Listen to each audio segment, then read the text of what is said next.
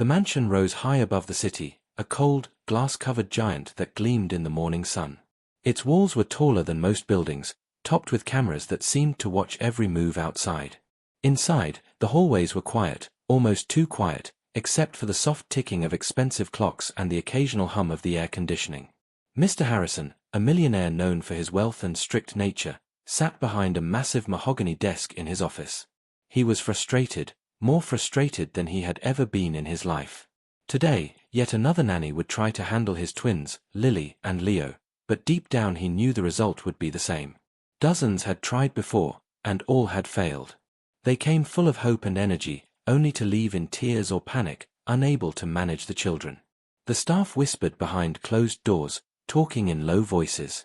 "No one can handle them," one maid muttered to another. "There's something strange about these children. They're not like normal kids." Even the housekeeper, who had been with the family for years, nodded in agreement.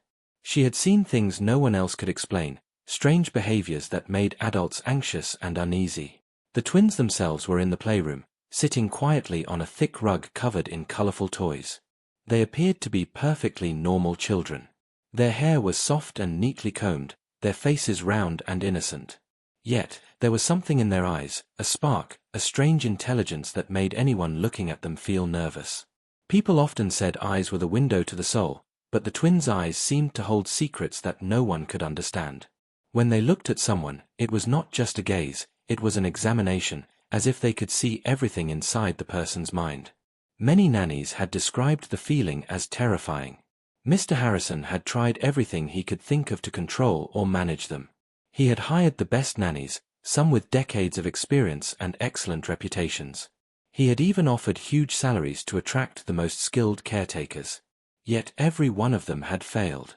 The children would not follow instructions, would not eat meals on time, and sometimes refused to speak at all. Some had tried to play games, and the twins ignored them. Others had tried to force discipline, and the children would cry in a way that melted even the hardest hearts. Mr. Harrison ran his hand through his hair, sighing deeply. He was tired of being disappointed. He knew he could not afford to fail again, not with so much at stake. Today, however, there was a new nanny. Emma, a young woman with a calm presence, stood at the doorway, holding her bag. She was not flashy, not loud, and she did not try to impress anyone. There was a quiet confidence about her, a gentle strength that immediately drew the attention of the staff. Even before she spoke, people felt there was something different about her. She was unlike the nannies who had come before, who had carried their resumes and lists of accomplishments like armor. Emma walked slowly into the mansion, taking in the luxurious surroundings with quiet curiosity. She did not flinch at the expensive furniture, the sparkling chandeliers, or the giant windows overlooking the city. Instead, she seemed focused on one thing, the twins. The staff watched closely, their whispers turning into silent stares. They had learned to be cautious with new nannies. Many had believed they had found the perfect candidate, only to see them leave defeated within days. Some staff members were protective of the twins in their own way, having seen too many failures. They had formed opinions and rules, often unspoken, about how people should interact with the children. Yet, they could not help noticing something unusual about Emma. She smiled gently at the twins, a soft, kind smile that seemed to reach into the room, and immediately the air changed. The twins, who had been silent and still, lifted their heads and looked at her directly. For a moment, everything in the room felt heavy, as if the walls themselves were holding their breath. Emma approached the playroom slowly, her movements careful but confident. She did not try to touch the twins or make sudden gestures. Instead, she kneeled a little distance from them, placing her bag quietly to the side. Her eyes met theirs, and in that moment, the staff felt a shiver run down their spines. The twins stared at her without blinking. Their expressions were unreadable, but there was an energy in the room, a tension that made everyone hold their breath. The staff exchanged nervous glances, unsure what would happen next. This had never happened before. Children had stared at new nannies, yes, but never with such focus, such intelligence in their eyes. It was as if they were deciding something important in silence, something that could change the outcome for Emma and the mansion itself. Mr. Harrison watched from the office doorway, leaning against the frame. He remained silent, observing her carefully. He was desperate, But he also hoped that this time, things would be different. Emma's presence had an unusual calmness that made him think maybe, just maybe, she could succeed where others had failed. Emma finally spoke, her voice soft but clear. "Hello, Lily." "Hello, Leo," she said. The twins blinked slowly, not responding in words, but in a subtle gesture that almost seemed like recognition. She smiled again, this time wider, with warmth that did not feel forced. The staff felt a strange mixture of hope and fear. Could this woman really handle the twins? What was in her eyes that the children seemed to understand? The room remained tense, quiet except for the ticking clocks and distant hums of the mansion. The twins shifted slightly, but they did not move toward her or away. Emma simply stayed in place, her calm demeanor radiating through the air. The staff could feel that something extraordinary was about to happen. They could not predict what, but the silence and anticipation were unlike anything they had ever felt before. For a long moment, everyone simply watched. The twins' eyes flicked between each other and Emma, and then back to her. Something unspoken passed in that small glance, a silent communication only the three of them understood. The staff leaned closer, whispering quietly to each other, unable to hide their curiosity. Emma's smile remained steady, and the twins' gaze did not falter. The air was thick with suspense, as though the mansion itself was waiting to see what would happen next. It was a moment frozen in time, and no one in the room could predict the outcome. Everyone knew one thing for certain: this time might be different. The next morning, the mansion was alive with quiet tension. The staff whispered behind closed doors, their voices low and cautious. "Do you think she'll last the day?" one maid asked another, glancing nervously toward the playroom. Everyone had asked the same question about the dozens of nannies before Emma, and all had ended in failure. Mr. Harrison was already in his office, reviewing schedules and notes, his face tight with worry. He had learned to expect nothing, but part of him wanted to hope. He wanted to believe that Emma could be different. Down in the playroom, the twins sat on the thick rug, their toys untouched. Lily, with her golden curls, stared at a stuffed rabbit, while Leo, with his dark eyes, traced the patterns of the carpet with his small fingers. Neither spoke, neither smiled. They were quiet, still, and yet alert, like tiny commanders waiting for a signal. Emma entered slowly, her bag on her shoulder, and knelt at a safe distance. She did not rush, did not try to touch the twins or make sudden moves. Her calm energy filled the room, a strange contrast to the tense atmosphere. "Good morning," Emma said softly. Her voice was clear but gentle, like a quiet melody. She looked at both children directly, not flinching under their intense gaze. For the first time in weeks, the twins did not ignore an adult's presence. Their eyes met hers, and in that moment, the room seemed to shift. The air felt heavier, charged, as if something important was about to happen. The staff peered in through the doorway, leaning closer to see what would unfold. Some of them held their breath. They had seen many failures, but Emma's confidence and patience already felt different. Emma began slowly, speaking to the twins not with commands, but with questions. "Lily, Leo," she said, her voice calm and warm, "can you show me what you like to do today?" The twins exchanged a glance, a subtle nod that seemed like a silent conversation. Emma watched carefully, her eyes sharp but patient. She noticed the smallest gestures, the flicker of a smile, the way their hands moved over the toys. Unlike the nannies before her, she did not try to force obedience or rush them into action. Instead, she observed, learning the twins' patterns and preferences. The twins reacted immediately. Leo picked up a puzzle piece and placed it in front of Emma, while Lily held up her doll, as if asking, "Can you play with this?" Emma nodded, smiling. "Yes, thank you," she said softly. Then she joined them on the rug, not as a teacher, not as a strict adult, but as someone willing to understand them. She moved slowly, her gestures deliberate, matching the pace of the twins. They did not resist. They did not ignore her. For the first time, the children responded to an adult without fear or rebellion. The staff outside gasped quietly. They had never seen the twins cooperate like this. Many of them remembered the chaos the previous nannies had faced. There had been screaming, tantrums, and tears. Some nannies had tried toys and games, but the children refused to participate. Others had tried rewards or punishments, but nothing worked.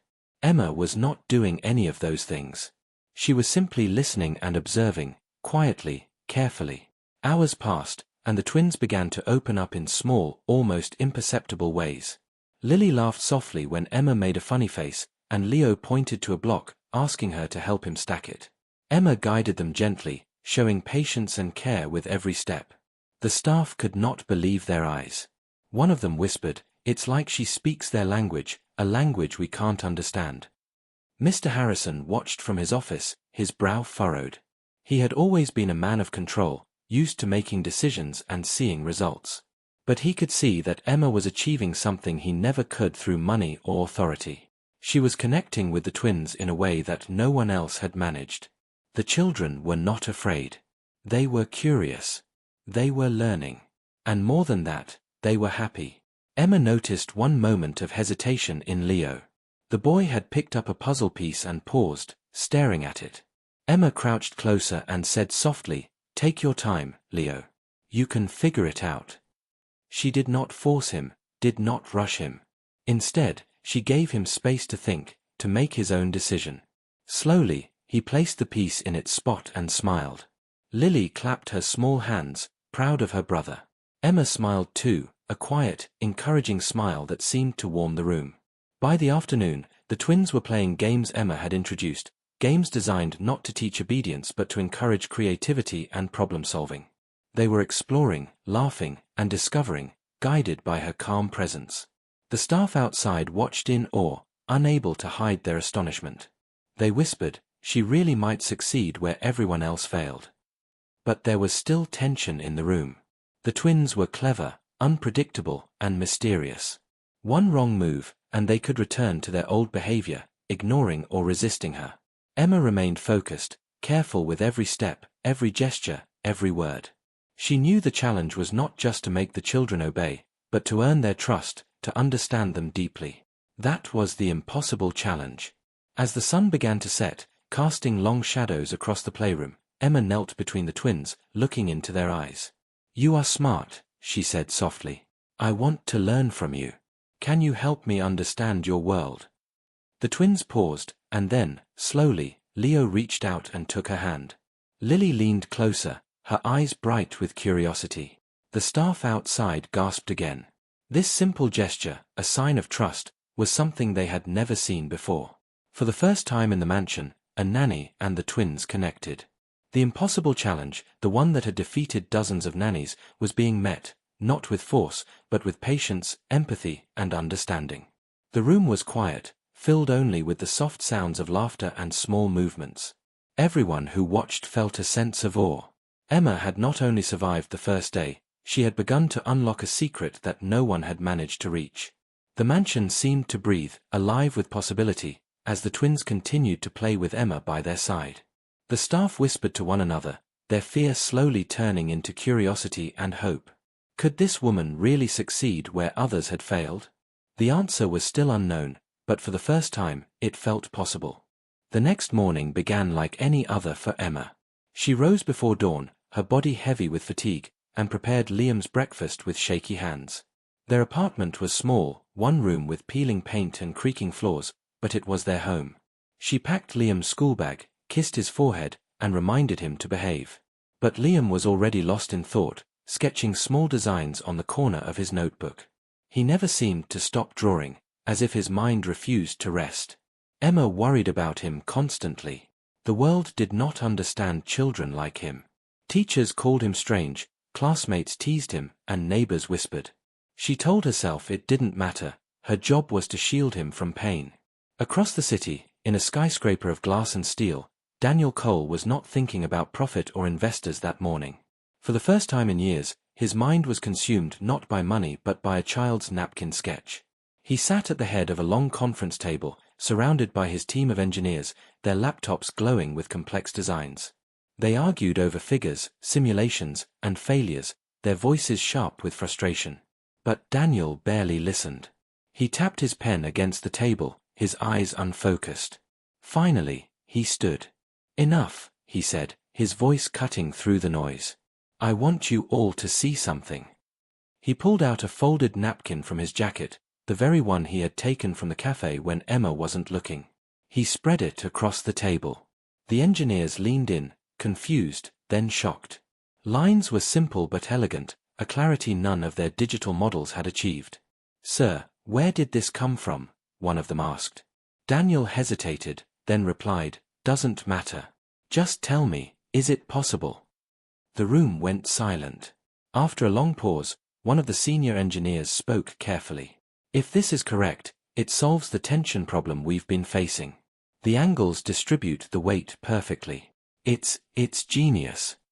Another added, almost whispering, "But who drew this? This doesn't look like a professional sketch." Daniel's jaw tightened. He could not bring himself to say the truth yet. He only answered, "I need you to test it. Immediately." By evening, Daniel's mind was made up. He had to see the boy again. He sent his assistant, a woman named Claire, to the cafe with a quiet instruction, "Bring them to me." Claire obeyed. That night, when Emma arrived for her shift, Claire approached her politely. "Mrs. Emma, Mr. Cole would like to see you and your son.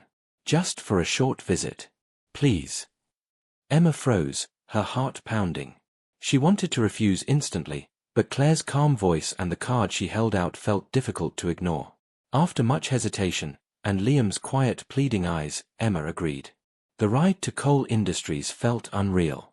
Liam's small face was pressed against the window of the sleek car, his eyes wide at the towering buildings and glowing lights.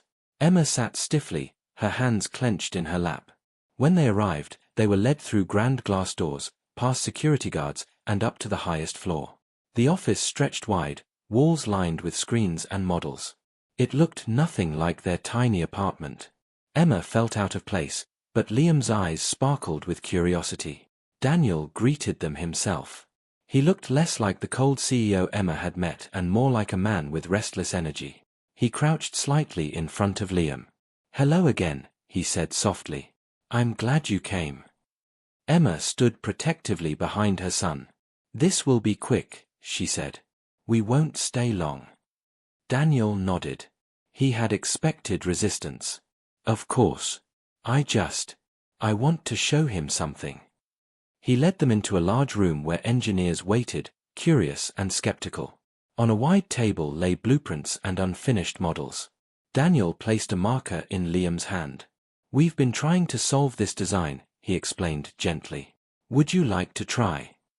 Emma immediately objected. "No. He's just a child. He's not here to perform for you." But before she could pull him back, Liam stepped forward. His small eyes scanned the blueprint, his lips pressed tight in concentration. Then, slowly, he began to draw. His lines were swift but steady, his little fingers tracing paths no one else had considered. The engineers leaned in, whispering, their jaws slack. Within minutes, Liam had drawn a solution. Not only did he adjust the problem design, but he added improvements none of them had thought of. When he finished, he set the marker down quietly, as if it were nothing. The room erupted in stunned silence. One engineer finally muttered, "This is brilliant. He fixed it in minutes." Another whispered, "Impossible." Emma's cheeks burned.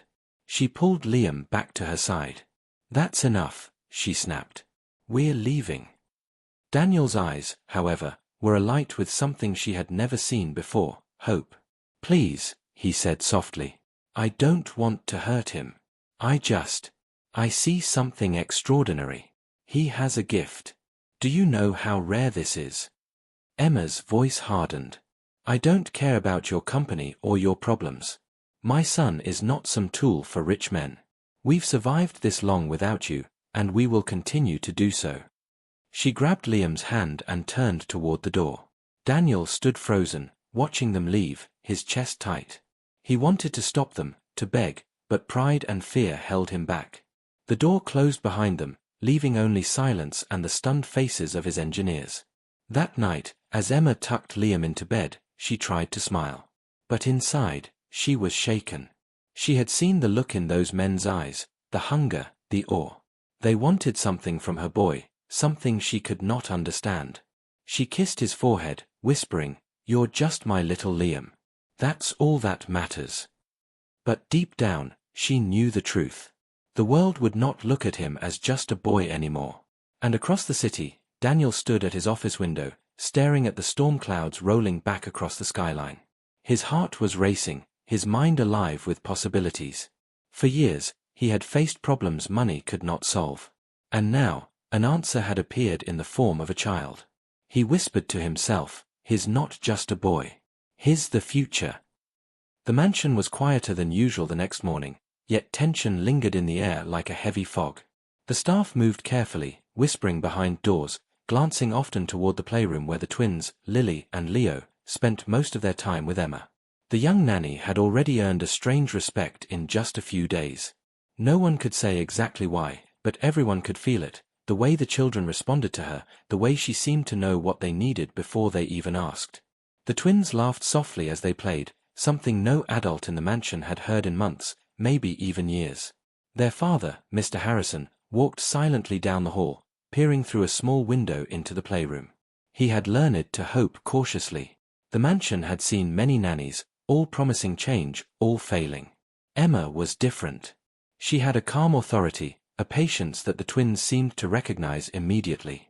Emma watched them carefully, not just for behavior but for patterns, small signals the children gave without realizing. The twins were clever and sensitive. They had ways of communicating that no adult could understand at first glance. Emma noticed gestures, subtle movements of the hands, the tilt of a head, a blink, a small smile, things that seemed meaningless to everyone else, but to her, they were messages. She began to observe and respond, and slowly, the children began to open up. She never forced them, never raised her voice, and never tried to make them follow rules they didn't understand. She simply learned their language, their secret world, and entered it carefully. The mansion staff could not hide their curiosity. They had seen dozens of nannies fail, all trying to control the children. Some tried force. Others tried bribery. Others tried strict schedules. All had failed. And now, Emma was doing something no one had seen before. She was listening. And the twins were responding. The staff whispered nervously among themselves. One of the maids said softly, "Does she know some secret about them we don't?" Another shook her head. "I don't know. But it's working, and that scares me more than it should." The feeling was shared by many. It was unsettling to see children respond to an adult so quickly, especially children as clever and unusual as Lily and Leo. Days passed, and Emma's bond with the twins grew. She taught them small games, ways to explore and learn, but she always let them lead. She noticed what excited them, what made them laugh, and what frightened them. She learned to avoid conflict and to encourage their curiosity. Slowly, the staff noticed changes beyond the playroom. The twins laughed in the hallways, they explored the garden without fear, and they even spoke softly to the staff, giving small nods of recognition. Emma's presence had brought a new energy to the mansion, one that was calming yet mysterious. Everyone could feel it, and no one could explain it. One evening, Emma walked alone through the mansion. The staff had gone home or were busy with chores, leaving her in the quiet, polished hallways. The twins were already asleep in their rooms, tucked under soft blankets. Emma paused near a large wooden door at the end of the hallway, a door that no one ever opened. It was old, with intricate carvings and a heavy lock. She reached out and touched the wood, her fingers brushing over the patterns. For a moment, the mansion was silent except for her soft breath. She whispered something, almost to herself, and to anyone listening, it would have sounded like nonsense. But inside the room, small sounds shifted, the faint creak of hinges, a secret panel moving, a hidden corner of the mansion revealing itself slowly. The next morning, the staff noticed Emma's unusual quietness. She had not come down for breakfast at the usual time. When asked, she simply smiled and said, "I was reading a little." They did not push her for more information. There was something about Emma that demanded respect, even when no one fully understood why. She had an authority that was gentle but absolute. The twins were excited when she returned, rushing to show her drawings and small creations from the day before. Emma praised them, not for obedience, but for creativity, intelligence, and patience. She rewarded their effort, not the result, and in doing so, she won their trust completely. It was clear to the staff that Emma's secret was not about wealth, authority, or even experience. She did not shout, bribe, or punish. She observed, she listened, and she understood. Yet the staff could not help their suspicion. One of the maids whispered to another, I've never seen anyone like her. It's almost like magic. Another shook her head nervously. It can't be magic. But what else could it be? She knows things about the twins we don't even understand. The whispers spread like a quiet wave through the mansion, the staff equally fascinated and unsettled. Meanwhile, Mr. Harrison watched Emma carefully, a mixture of admiration and worry in his expression. He had always been a man who relied on control and planning, but here, control meant nothing. Emma did not follow the rules of the mansion. She had her own methods, methods that the twins clearly understood. And yet, her approach was working better than anything he had tried. The mansion, once a place of tension and fear, was slowly filled with warmth, curiosity, and laughter. By the end of the week, Emma had learned the twins' subtle code. They communicated through gestures, small movements, and shared glances, and she responded naturally. The staff noticed the changes too. The twins laughed more, explored more, and seemed calmer than ever. Even the house felt different, lighter, more alive, as if the mansion itself recognized the bond forming between Emma and the twins. But one question remained. What was Emma's secret? How did she understand the children when dozens of other nannies had failed? And what did the twins know that the staff and their father did not? The mystery lingered in the air, thick and suspenseful, as if the mansion itself were holding its breath, waiting for the answers that no one yet had. The morning sun poured through the tall windows of the mansion, casting golden patterns on the polished floors. The twins, Lily and Leo, sat quietly at the breakfast table, their plates untouched. But unlike previous mornings, there was no resistance, no fuss, no tantrums. Emma, their nanny, moved quietly behind them, pouring juice and placing soft words beside their food. Her presence was calm, almost magnetic, and the twins responded in a way no one had seen before. Today, Emma had something new planned. The staff had noticed her whispering in her room the night before, carrying boxes and small packages that had been hidden carefully in the library. No one had a clue what she was planning, but a sense of suspense hung in the mansion like a thick cloud.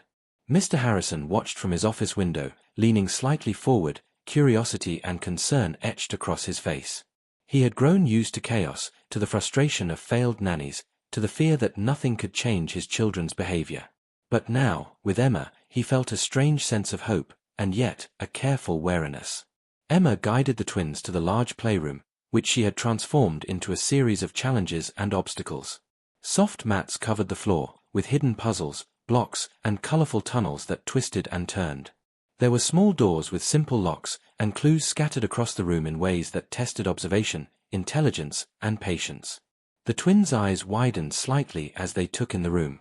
They were used to playrooms, to toys and games, but this was different. Emma had created a challenge that no previous nanny had attempted. "Today," Emma said gently, kneeling in front of the twins, "we are going to play a new game. It's a special adventure, and you are the leaders. I will follow your rules and your ideas." Lily tilted her head, curious, while Leo's small fingers hovered over a puzzle piece. Emma's voice was soft but filled with encouragement. The twins understood immediately, this was not a test of obedience, but of trust, creativity, and thinking. The staff gathered outside, peering through the windows in astonishment. They had seen Emma succeed in small ways, guiding the twins gently and earning their cooperation. But now, she had created something extraordinary. They whispered to one another. "Do you think they'll follow her this time?" one asked.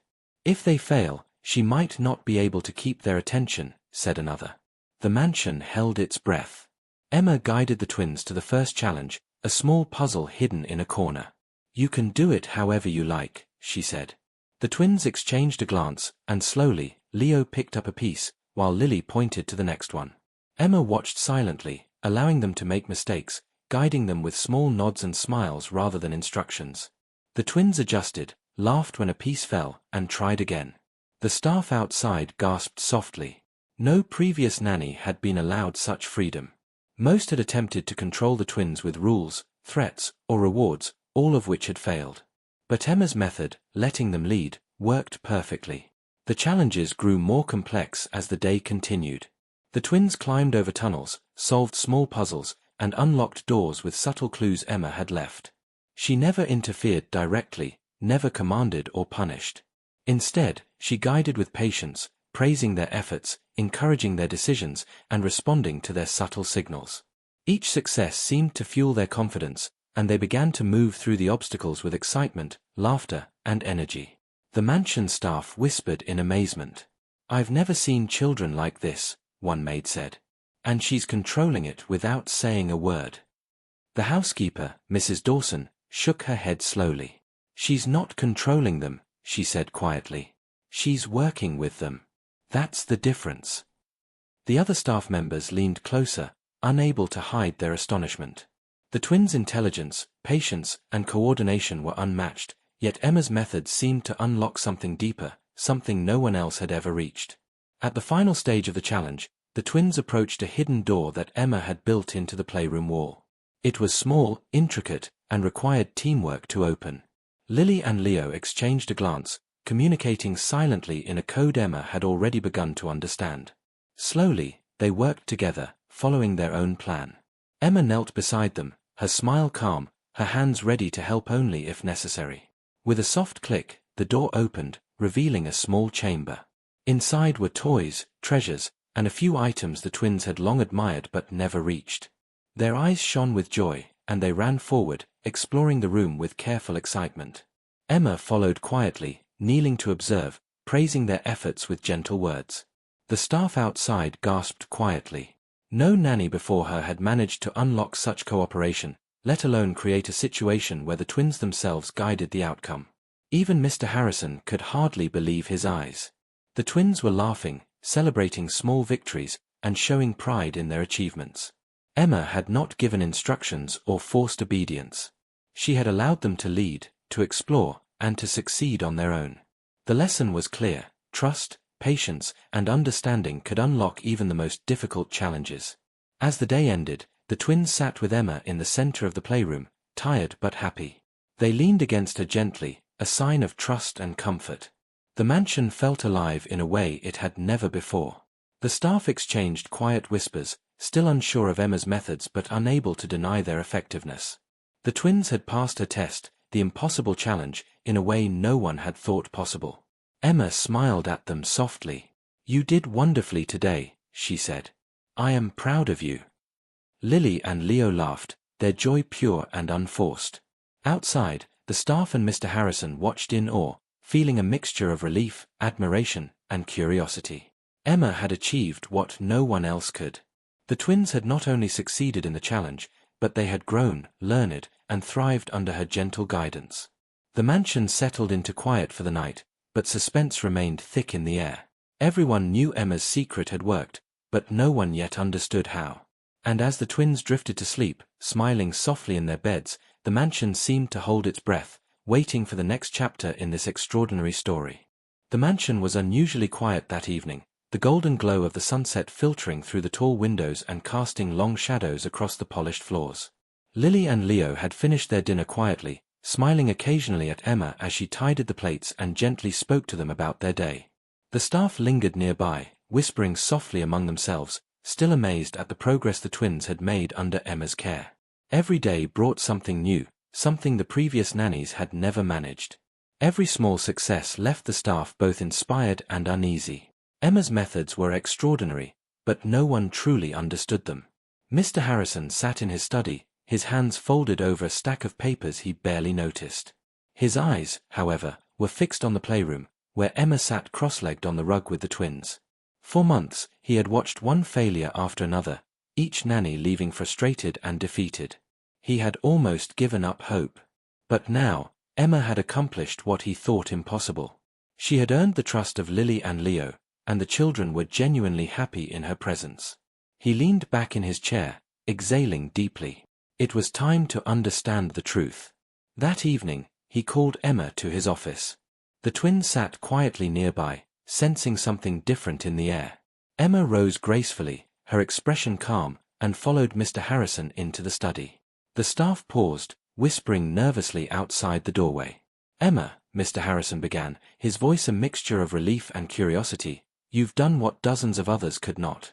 You've managed the twins, earned their trust, and even made them happy. I need to know how."